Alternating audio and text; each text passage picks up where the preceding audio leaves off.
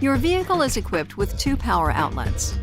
One is located on the lower instrument panel and the other is located in the center console storage box. The power outlets in the vehicle work when the ignition switch is in the ACC or on position.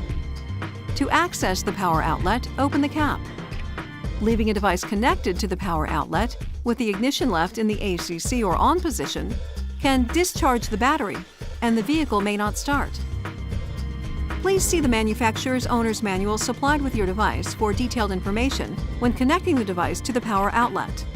Please see your owner's manual for important safety information, system limitations, and additional operating information.